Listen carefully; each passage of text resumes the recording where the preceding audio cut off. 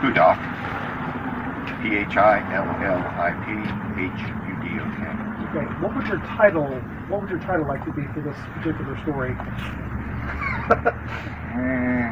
Concerned citizen? Rule of law. Rule of law. Okay.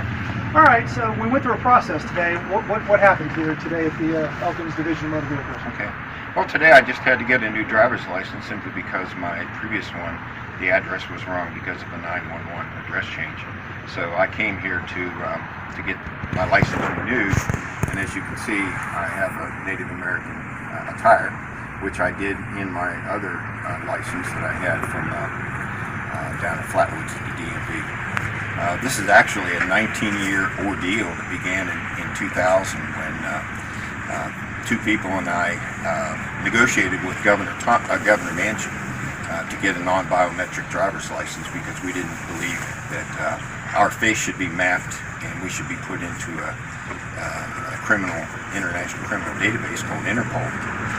They tell you in there that your fingerprint's optional, which of course I refuse my fingerprint. But they actually map your face, and most people don't know that. So you are digitized and in the system. So after 8 years, from 2000 to 2008, we negotiated with the DMV Commissioner, Jim Ciccarella, and Governor Manchin.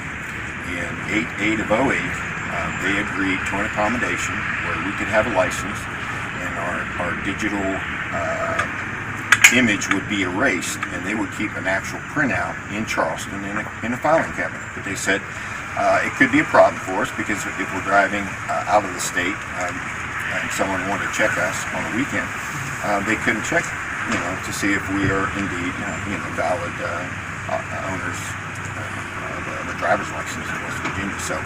So at any rate, that was great. We were accommodated. Unfortunately, not very long after that, Governor Tomlin rescinded the accommodation. He said, no, you can't do that anymore. And I wasn't the only one. There were probably dozens of people that actually did what we did. So when my driver's license was up for renewal, I found out I had to go to Charleston, and I found out even Charleston I couldn't get the non-biometric. So we contacted Governor Tomlin and said, well, what goes here? You're letting cross-dressers cross-dress.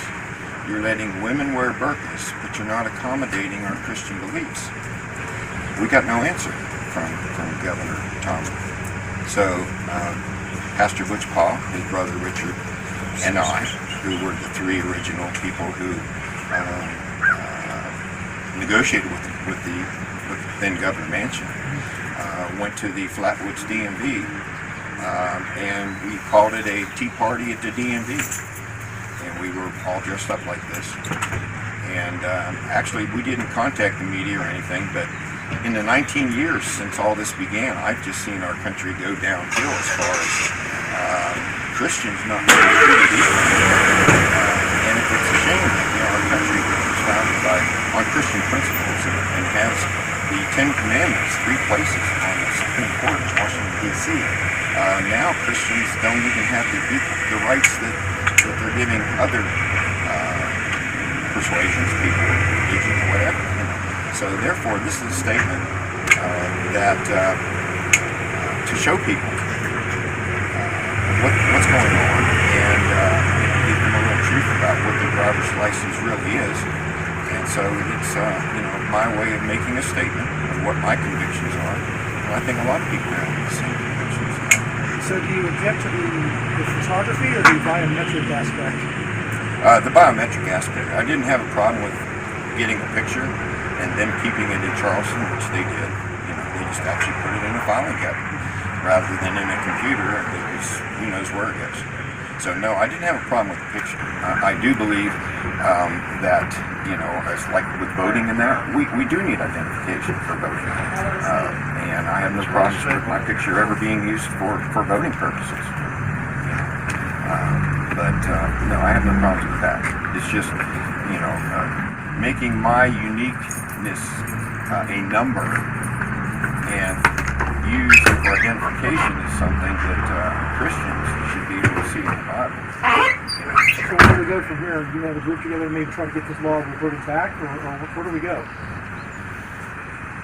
Well, I'm actually running for sheriff here in Randolph County. I ran for U.S. Senate. I ran for governor. I was on the ballot for both of those offices. I don't believe I was even treated fairly then. So, you know, I'm I'm vice chairman of the Constitution Party. So I'm very active politically. I'm active in our Christian ministry that I'm the media producer for. This is a battle that is not over yet. And as long as I'm alive, I want my children to have a future. And I want this country to follow the Constitution and the rule of law. And have an equal playing field. You know, don't give anyone an advantage. I believe Christians will do just fine. Talk about the Christian beliefs and values that you would object to as far as the engaging of other vehicles. Specifically, if you can state that.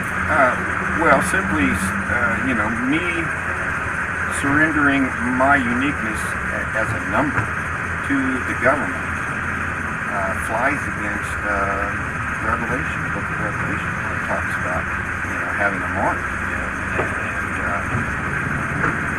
a number. And that's what it's called, a mark and a number. So, you know, that's a conviction I have, and I have to go with my convictions. It's not a preference.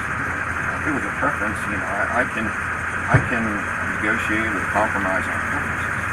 On convictions, it's a conviction you cannot compromise. And so, you know, I live my convictions. I was fired from my teaching job for 25 years for not enforcing a bar code for students to wear at Elkins High School, and I had to fight that all the way up to the Supreme Court. I won. So I've been fighting this burgeoning police state that's growing in this country. I think we should be all interested in protecting our freedoms, the rule of law, and the Constitution. That's why I'm in the Constitution.